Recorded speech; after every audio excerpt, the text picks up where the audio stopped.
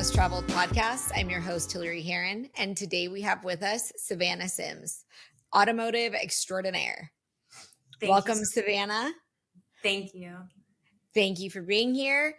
So I basically gave your name, but if you could give a brief overview of your job and your background and what you do would be amazing. I grew up working in dealerships and kind of worked my way through the different roles. And my last role in automotive retail in a store was a general manager. And now I'm in the stage of building that new dream. So I'm calling myself an experiential architect in this stage. That's the literal best job title I have ever heard for anything ever. I will say you hand a business card and they kind of scratch their head, but I think it's great because then it opens a conversation. 100%. See, good marketing already. So for those of you who don't know, Savannah is a friend of mine, and we met through the industry, through me being a little bit of a creeper on LinkedIn, but it has been kind of a life-changing friendship for me. And this year, we were talking, and she's like, you know what, Hilary, I'm doing this like year of yes. And I'm like, well, what the hell does that mean? So I'm going to let her walk us through a little bit of the year of yes and how that has transformed her life. Our friendship has meant so much to me. I've never found someone I'm more alike, but spend so little time with in person. And so I'm very grateful that we've had you to pave the way for us as women in the industry. And so what taught me a lot and applying that was when our auto group decided to separate and our family left. And calling you, I'll never forget, I was in line at In-N-Out Burger picking up 50 burgers from my store. And I'm like, I need to tell you something. And you're like, I need to tell you something. And the separation was happening at the same time. And just that isolating feeling of being a part of something for so long and you thinking that these are really your community and this really is your family, to all of a sudden it really was just business. That feeling was really difficult. And you look inward and you're like, what did I do? What could I have done differently? How could I have done a better job? And you know that you left it all on the court, right? You did your best. So the year of saying yes, picked up and moved across the country somewhere very dark and cold for most of the year, which was a huge change. I'd spent most of my time in California and Colorado. So sunshine was a big part of my life. And I didn't know that I needed that, which was an interesting part of the yes journey. So saying yes was throwing spaghetti at a wall, quite literally, right behind you here, and figuring out what I wanted to do. And so I got a call to go to, this was the beginning of the year, so February of this year, got a call to fly out to Los Angeles and pitch this show that you and I have been talking about for years, Behind Her Drive. And this would be like a mini series, limited pilot. And so this was with a development group. And it was really interesting. They said, don't prepare anything. So of course, overachiever. Prepared something. I made like a 1.5-minute sizzle reel using ChatGPT of little characters of me going around the world and telling stories about the women that came before us, because the women today are doing amazing things. But why don't we take what we learned from them? Because we're not in the history books yet. Right. Highlight that. Where are we today? And what are the women today doing to forge tomorrow? And so that was a humbling experience because it was terrible. Had never pitched a show, didn't know what to do. I thought it went okay. But by the end, they were saying we needed more drama and we needed more entertainment. And this was certainly not made for Bravo. This was definitely Discovery Channel, dirty jobs, if you will, going into the factories and into the studios and going through that process. So that was interesting saying yes, but it was a great experience. It's so funny they say that there's not enough drama because let me tell you, coming from a family business, there is no place with more drama. Right. Unless it's literally scripted by Bravo, like you said. Yeah, I think it would be great. I think it's a great show idea, getting into the dealerships of the women, but also like everything from the factory and the design, the aftermarket, the racing, modifications. I mean, it would have been very fun. So maybe someday. But that was a great example of just getting out of my comfort zone and saying yes to something. And that was one of the first times where I'd come up with an idea and someone else wanted it. Because I felt like in my career, it was always coming up with an idea and everyone was behind it because they supported me, not because they supported the idea. Yeah. So like hosting yoga classes in my showroom. Um, That's amazing, by the way. it was very fun and our customers loved it, but I think it was very much like this was Savannah's vision and we Mhm. support her. So this idea of creating something someone wanted, getting that call, that was big. I'll never forget the little vintage tweed matching suit that I wore and the tall boots walking down, like It it was a was great experience. fire. It was a good time.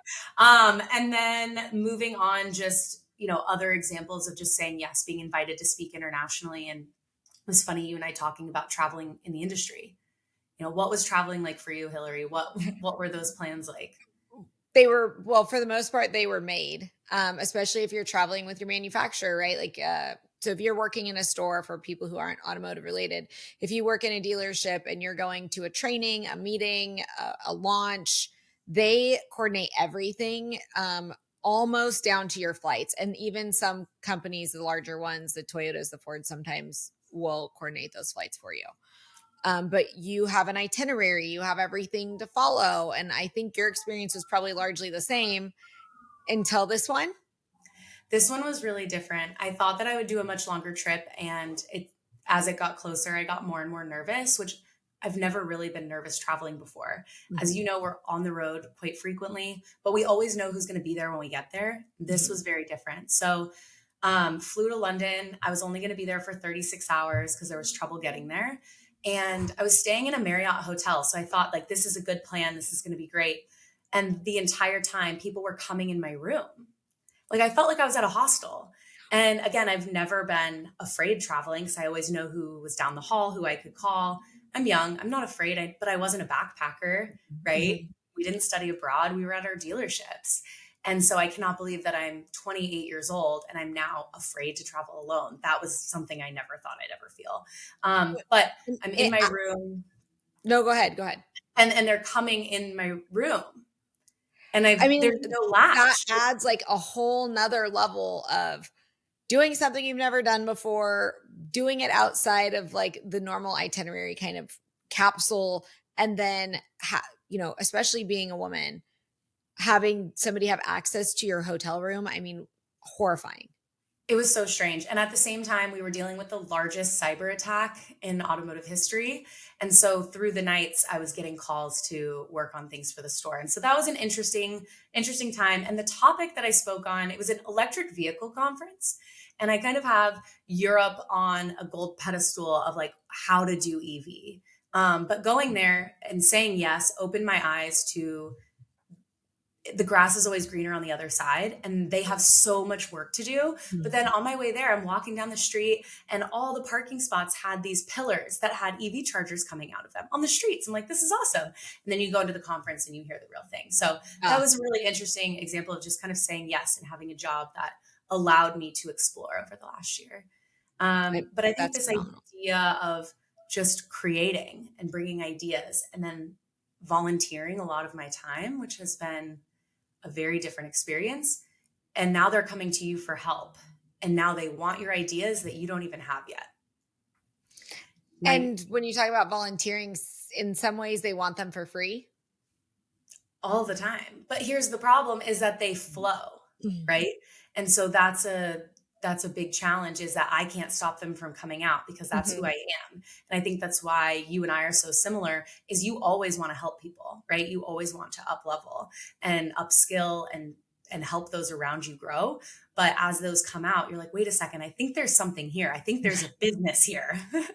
It may not be cars, but it's in here. And so going from selling a physical product Mhm. to a service is something that I had to wrap my head around. So it was just continuing to say yes. So creating something that others wanted. Got a call from a luxury manufacturer that they wanted a gift to give a client. Mhm. And it was something super simple, but I took it beyond that, right? Always go larger Yeah. and dream big and hired a photographer to come out. And we threw a party on a yacht and photographed the whole thing to build a beautiful coffee table book, which hasn't come out yet. But that was really fun. Someone wanted your idea, they wanted to do it, and you just needed to build that portfolio. I realized that's not the future, but it was a great example of saying yes.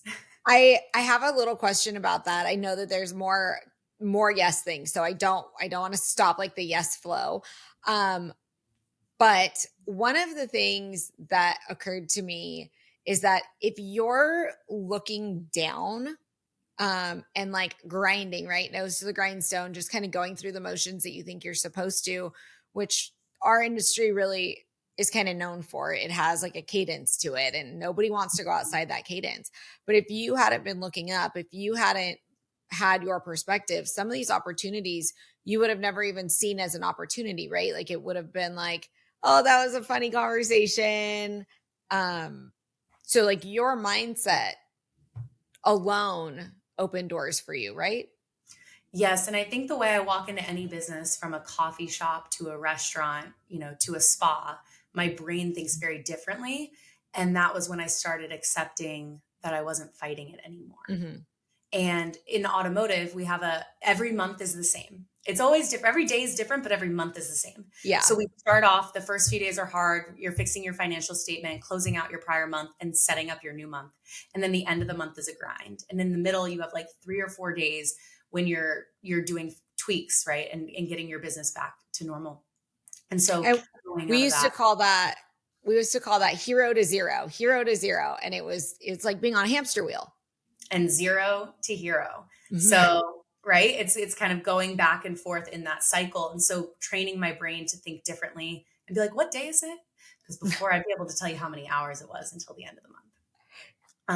So being just a little eyes wide open. The other piece that was different was not only being able to take something from a conversation and being like, oh, that was fun, to now thinking about networking opportunities and how can they help me and how can I serve them. Mhm. And the relationships that I've made are very different. Think of myself more now as a resource. That reciprocal relationship is something that I think I've always really respected about you is you go in and you're like, what can I get out of this? And then what can I give back to it also? And I don't know that specifically in our industry that, or my former industry, I guess, I don't think everybody goes into it that way. I don't even, a lot of times people walk in and they're not even thinking what they can get out of it. They're just kind of almost there begrudgingly. So I love the perspective that you bring, and that you encourage other people to look at it the same way.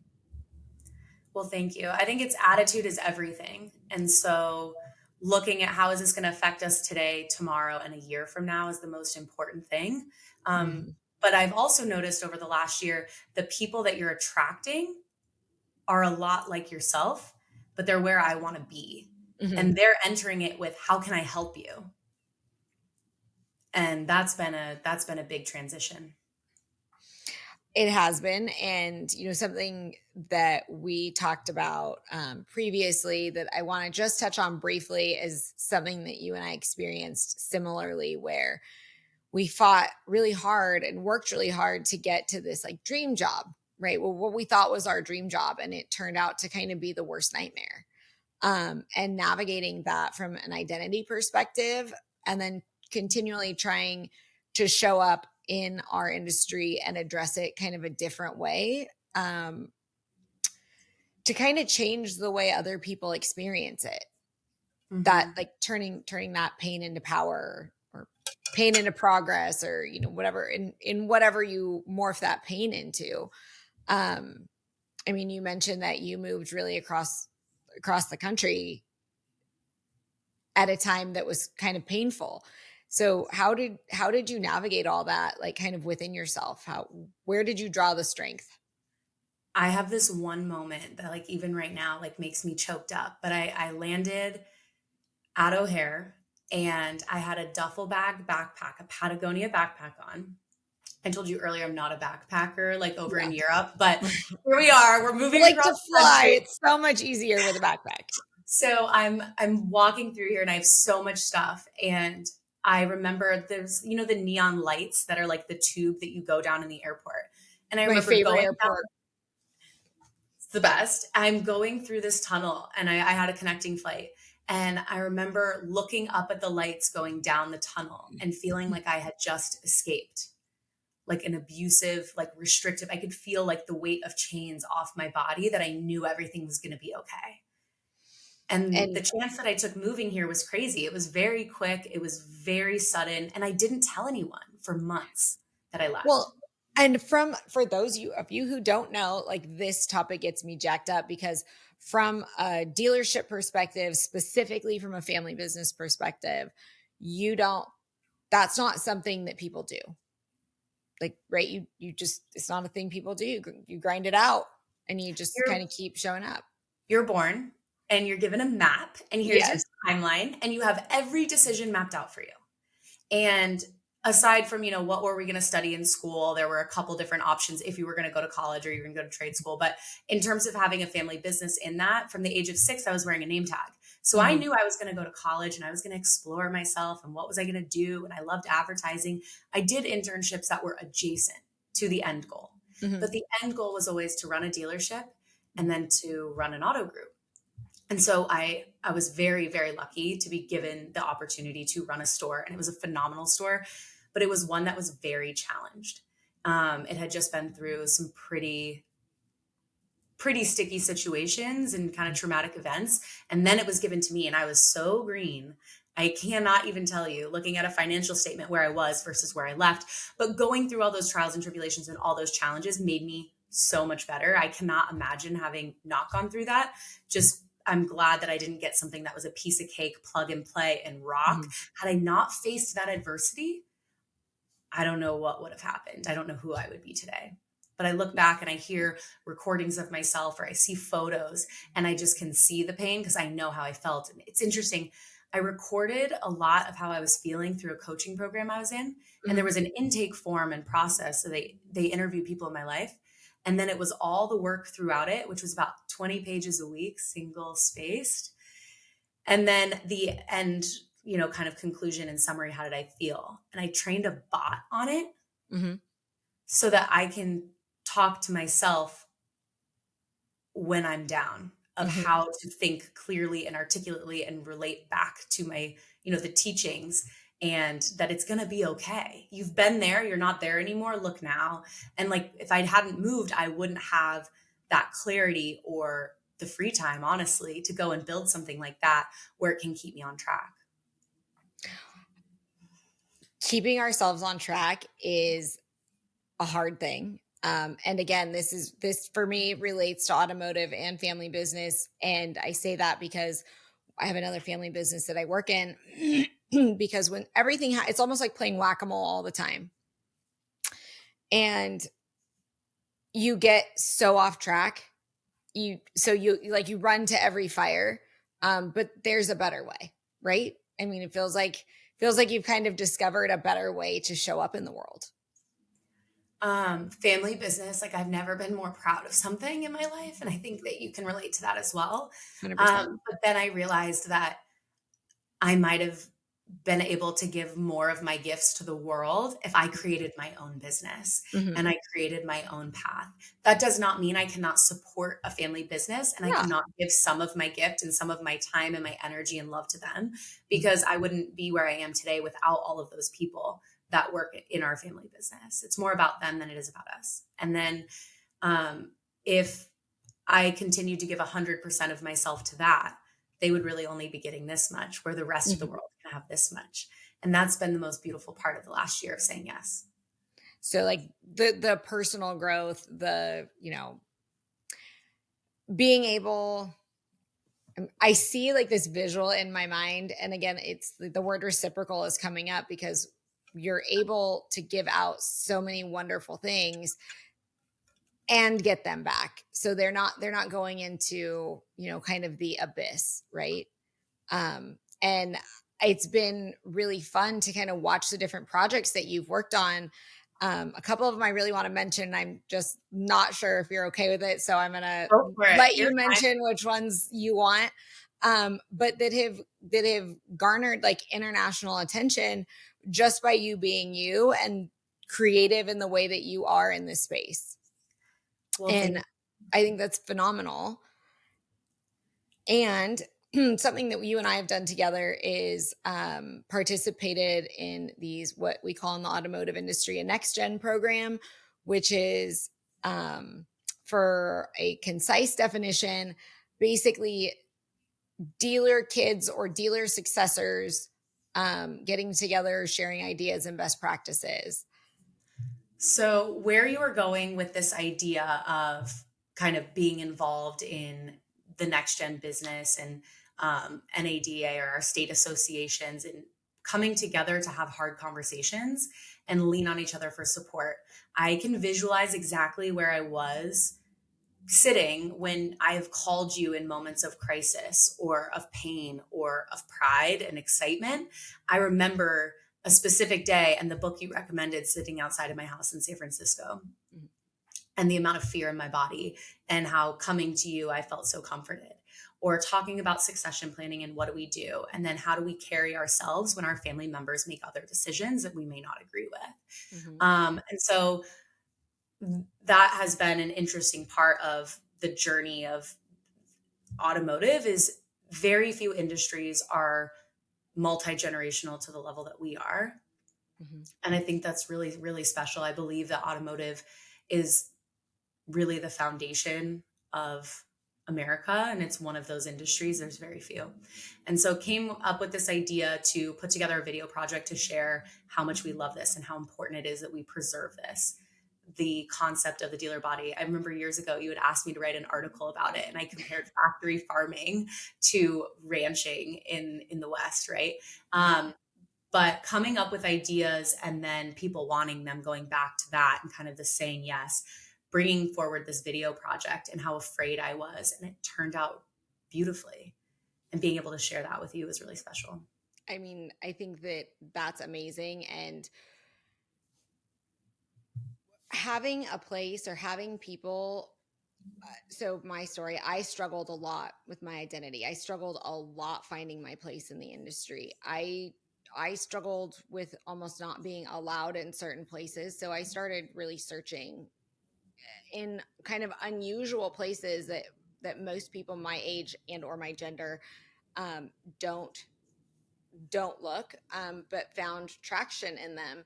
And I think that kind of goes back to your year of saying yes. In the moment, when I was asked to go to Washington D.C. and do some lobbying in 2015, I I had talked myself completely out of it. No way, they don't really want me. Even my dad, who will be mortified when I say this out loud, he really didn't want me to go. He was like, it's not necessary. You need to be here, which is a very typical response from like a dealer dad. Who's going to run the store while you're Yeah, gone? right, You're always on exactly. vacation. Well, it's Right. like, and it's almost like, I don't know what you think people do, but you put people in positions of power and empower them to run their departments the way that they see fit. They do not need somebody standing over them all the time. They need to have the freedom to make those decisions. They'll And never grow. like relating that back, relating that kind of back to your like year of yes and all these new creative things, harnessing that into like one funnel, I think is incredible. I think that it it serves you well, like you being you serves you well, right? And having the freedom to do that. So the decisions that you've made, the yeses that you've made, has that is that reiterated and reinforced that this was the best thing for you? There were a lot of moments where I was afraid and I was like, I have no idea how I'm going to support myself with all of these projects because it was always just, oh, absolutely. And taking them and understanding I needed to grow a portfolio. But you have to remember, these are so different. This is video, this is photo, this is reaching out about different laws and policies and programs for EVs. Like all of these were across the board. And so a lot of feedback that I was given from people that care about me is, why don't we pick one thing? I remember I had a coach that had said that. And I had a friend that had said that. And then, your significant other is like, okay, well, are they paying you? What are they paying you? And I'm like, well, I still have my other job. I'm, doing 50 hours a week in my normal job.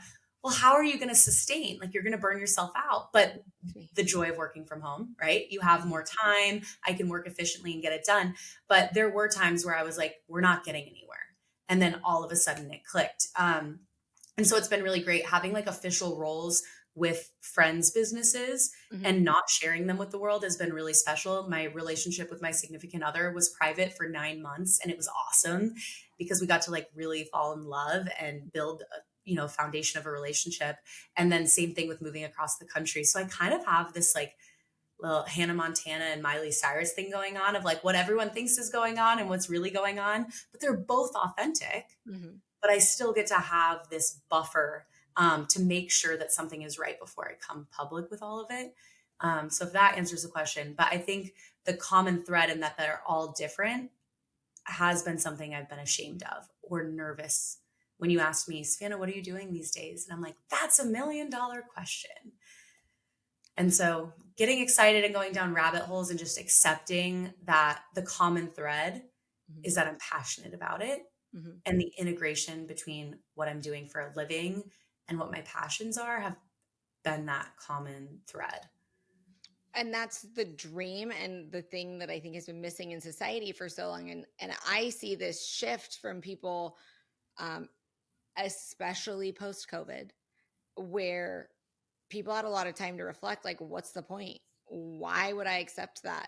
So much more access to information. People are more mobile. And this is like something I say all the time. So if anybody has listened to more than one of these episodes, they've heard me say that. But why stay somewhere that's uncomfortable or you're not appreciated or doesn't align with you? It could be as simple as it just doesn't feel right when you have access to all these other things that do feel right, that you can turn into the next thing.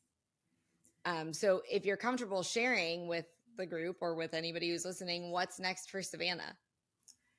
It's going to be interesting. It's a lot of things, which is fun, but there was a moment recently where a company that's about to launch had come forward and had asked for help planning an event. And I said, well, I'm a very amateur event planner, but I've planned a lot of them and for a lot of people. Mm-hmm. And so what's next? Going to be going into more of the creative side. So there's going to be some agency work going on, and I've been head of business development for the Clearly Collective. Mm-hmm. And so we're creating bespoke silk scarves that reflect your brand story. So continuing to do that. I'm going to be getting my MBA in 2025. Woo, girl. So excited, and lots of content creation. So I'm excited. I think the biggest thing of we had to find the common thread. It's just to find myself more and more and Mm-hmm. continue tuning out my self-doubts. Last year, I'd created a video that was about not caring what other people thought about me. And the things that were said were wicked. I don't care what they say anymore. Mm-hmm. But my own self-doubt is just believing in myself and continue saying yes. But now we do have to be more selective because those opportunities keep coming in, and having the privilege of being more selective there. How do you tune those things out? What are, or if you don't mind sharing, a couple like practices that you do? Sometimes I have to find the fact of why it's not true. Mm-hmm. I can give an example. It's quite graphic, but I think it's a really great one. Standing next to a CEO of a manufacturer and another dealer saying, you don't have a penis. Why are you here? And in the same breath, he says, oh, that's cute. You're going to the academy. One day you'll be a general manager. And responding back, I actually am a general manager. Mm-hmm. And in my head, I can't say this because I always want to make sure that no matter where I am and what I do, it's going to come back. And so in my head, I'm like, I'm placed 25 stores above you in terms of rankings year to date. You know what I mean? Mm-hmm. I've been there for a year and a half, and this is how we're doing. So sometimes like my sass, I do keep it internally, but just reminding myself of what the truth is to what they're saying. And then always asking for feedback and keeping yourself in check. Because I think humility is the biggest thing. When exiting my job, I was told by someone that I really respected, hopefully this is the knock to the ego that you need, and you'll come back. Oh, well, that was sounds like somewhere I would never visit again. Right. And they weren't saying like, come back to the company or anything like that, but hopefully this stage of growth will be really good for you. Oh, well, that's good. See, and it's all about how you take it, right? So you're my friend. So I take it very defensively, like, oh, of course I did too. And I was like, wait a second, ego, I've been sitting here crying saying I need help. Mm-hmm. Like I'm struggling in this role, and we've been working our butts off. We're sleeping 3 hours a night, like ego. I got a lot of room for improvement. And so then you put yourself in check, right? And you say, like, what could I have done better? Where have I appeared to be this? And then constantly asking for feedback. I know I do that with you all the time of like, how is that perceived? And what grumblings have you heard, if any? And how can I do a better job Mhm. to represent women like us better? How can you lift other people up and how can you preserve that image? And something that's always impressed me about you is that you can take anything that is either not favorable or it's a perspective thing. So it's not quite like positive. It's not, I don't want to say you like put a positive spin on it, but that is what it is. Um, but you articulate it in such a way that it's not like you're sugarcoating it to put it back out there. And I've always really thought that that was very impressive in mostly because I have a really hard time doing it myself, and the world needs more of that. Kind of reframing something in a less negative way, in a shedding some more light on it. You're very curious, I think, and I think that that is amazing.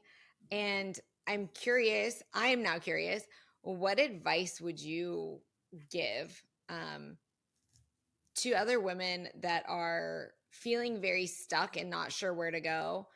We'll say women in the automotive world. They're feeling a little bit stuck. What piece of advice would you give them? I think the spin on positivity on bad situations is a coping mechanism, but it has gotten me to where I am today. So I'm grateful we've built that muscle, right? Mhm. And my advice to other women in the industry is to stay curious and continue learning, because if you study twice as hard as they do, Mhm. you're going to have to fight 4 times as hard to be in their position. And so stay curious and be kind to each other, Mhm. because there's women in all levels of the industry. And you notice those that reach their hand out and help one another go so much further. There's very few women in the industry. I think I can only name maybe one that I ever had a problem with, because you always approach it with such kindness and support of how can we help each other.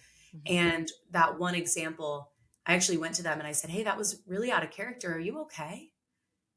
When they had said something that was unkind, and I'm like, "That's not you. Like, that's not how we are as women in this business. How can I help you?" After what she had said was so hurtful. So just How did always. that tell me how that played out? I'm curious how that played out because it can a lot of women in this industry go out of their way to try to be men. And that doesn't work. That they It doesn't work. So how did you approaching that in a curious way? How did that work out? Well, you have to be careful because after hours of all events, like there's always a social aspect. Mhm. I stopped drinking 3.5 years ago for that reason. I Good wore for a you. ring on my ring finger for years because I never wanted to cross that line. I always Yeah. wanted to be feminine, relatable, emotionally charged to just keep myself in motion forward and not be a blank slate. I Mhm. didn't want to be I didn't want to be a robot. I wanted to be authentic. And if you know me, I have no filter whatsoever, but I'll always keep it just as politically correct as I need to. And always having that North Star, where my father's the opposite. He is no filter to the max. But that generation, it's okay. With us, there it's more critical. I also think gender plays a role in that as well. Yeah. But in that situation, a woman had been out drinking. I had gone to bed very early and I was working in my hotel room, and she had been saying things that were factually incorrect and extremely unkind. And it was very much trying to be that like guy's girl, Mhm. and also kind of crossing a few boundaries in the way there. And I was so charged because I was like, wait, I've been nothing but kind. Like, how could someone do that? We're not accustomed to that, because the people we surround ourselves with are very different.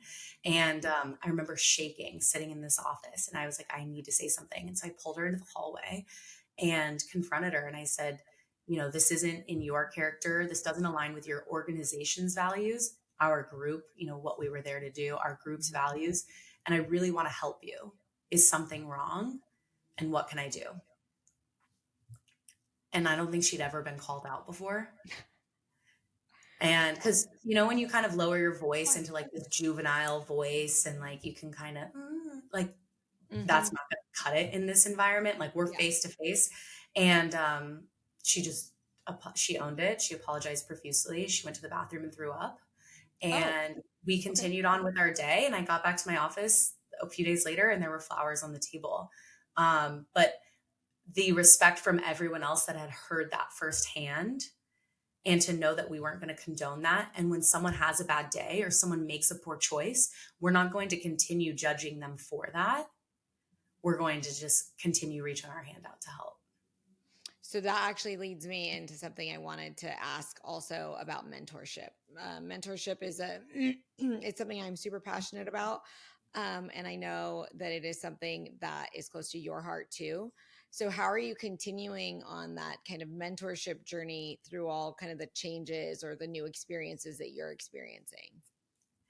Mentorship looks a lot different now than it did when I was in a dealership. I think the hardest part is we were always chasing a number, and I could come and bring you into my office on the first of the month and say, what are our goals? Hmm. And we can check in every week. It's a little different now. In terms of peer mentorship, that's probably the most of what I'm seeing, and supporting each other. So it's almost like I have this board of advisors within my life and I run these ideas by them, and vice versa. And so I would say peer mentoring is prominent. And then on another mentoring level, I have a young gal in high school who's going through it, and she lives in Arizona, and helping her rebuild her closet and build her style. And I'm like, no fashionista. I just love vintage clothes. Hmm. So I connected her with a personal stylist, and we've been going through how do you want to present yourself to the world, and helping her find those pieces, and having those calls of how do you interact with the world around you. So it's a little different than it was, but I hope through building a business here locally and being a part of a community, I can get more involved in helping women with mentorship in their careers. The women's shelter with clothing, resume prep, and all of that. But Hmm. it's going to be a little different than it was. How are you? I mean, obviously you're coaching on a regular basis and you have your podcast, Hmm. but how are you mentoring beyond that? I think peer mentorship is a big deal. It's been kind of a big deal for me. And again, that was that was born of feeling very isolated and very lonely and very uncomfortable. And if I was feeling it, then I knew other people had to be feeling it. So try to make space for people in the world, and make a safe space for them to be candid, to say what they need to say what they want to say, and then just leaving it there. And knowing that as a mentor, my job isn't to fix people, it's just to give feedback. And they can do with that feedback what they want. And that's been a little bit of a growth journey for me because, again, same for the Absolutely. same reasons, I decided how I wanted to show up and what was important to me. And then wanted to say, okay, well, this is what you should do. So getting rid of the shoulds has been a project for the last year for me. It's been very hard. But taking should out of the narrative. One of the And things I think you do is you hold up a mirror for them and you help them identify what those things are. You're coaching them to the point where they recognize it so that they can act on it. well, thank you. I appreciate that. It's very You've kind. removed the should, so don't be critical. But Mhm. one thing I've been really critical of myself is really leaning into the way my brain works. And you and I have talked about this. Mhm. How do we accept that? Because before we had to fit in a box Yes. for a very long time. And it And didn't matter how your brain worked. It didn't matter what was wrong. It didn't matter if you were sick. You had very specific expectations. and your brain was programmed to be their brain. There's no other way to do it. This is how it's going to be. And you'd try and put spins on things, but it was different. And allowing my brain moving from Silicon Valley or San Francisco, Mhm. where weird is the normal, Yeah. moving somewhere different, um, where it's a little more single-minded focus, being over here and over there and over there. We talked about the idea previously of like being on the spectrum a little bit, um, Mhm. and leaning into just who you are. I think that that's the biggest piece of advice, is to bring who you are and integrate those two worlds. If I had done that in my previous role, I think I would have been a lot more successful. I remember when my boss one day sat me down and he's like, you just need to be you. Like, that's why you were you earned this position and you were selected for the position is because of who you are, not who you think you need to be. And I remember that day so clearly. I wish I had done that. Someone recently said, please let your weird shine brightly and openly. It's not weird when it comes from a place of caring and good. You are in a unique position of being able to give confidence to others and be more themselves simply by being you. With greatness comes great responsibility, and your greatness superpower has amazing potential to help others simply by letting the world see you be you. Few people can lead with joy as their primary. And I just think that that's such a great way of like, the only way to change the world is to be myself. Because the more I fight it, the more backwards I go in this journey. So we'll see how it goes. I mean, we can check in a year and see if we're still saying yes or are we saying more maybes. Yeah, like, whoa, okay, overwhelmed. I'm penciling that in right now in a year, putting it on the calendar. I know that there are many more topics that I want to delve into with you. And so I think we'll definitely have to get some more episodes on the calendar because I'm very interested to hear kind of how this next phase and kind of follow along with how this next phase goes. I know I'm going to, but I would love to share that with our listeners too, if you're willing. Well, thank you. I'm excited for what you have ahead and being able to be a part of that in whatever way possible and Thank you. being able to partner in some of these ventures because I wouldn't be where I am if I didn't have a Hilary Haron before me. So thank you for opening all the doors and allowing That us was to a walk. very generous compliment. Stop It's it. real. It didn't exist before. It's interesting in one region, like, yes, like my grandmother sold cars. Yes, my mom sold cars, but that's very different Mm-hmm. than the community that you built. And by the time we got there, it was so normal. And now you go into any meeting, whether it was an organization you were a part of or not, and that name gets brought up, and there's not a face that's not just ear to ear grinning, right? And smiling. So I'm very proud of you and the impact you Oh, made. thank you. That's very kind of you to say. It's one of those where I'm like, it's not how it is. Stop it. I can't. Yeah, I Um, wish it was uglier, but that's really it. There's nothing juicy about it. It's just, it's great. thank you. I appreciate you sharing that very much. And I appreciate your time very much and being here with us, sharing vulnerably and candidly. And I look forward to navigating the rest of this journey with you. Thank you. Thanks for having me. A huge thank you to our incredible guests for sharing their stories, wisdom, and breaking down barriers with us. If you enjoyed today's episode, don't forget to subscribe and leave a review. Your support means the world to me and helps spread the word about the amazing women paving the road less traveled in male-dominated industries. If you have suggestions for a future guest or topic you'd like me to explore, please reach out on social media. I'd love to hear from you. Follow me on your favorite social platform for updates and behind the scenes. Keep pushing boundaries, challenging norms, and lifting each other up.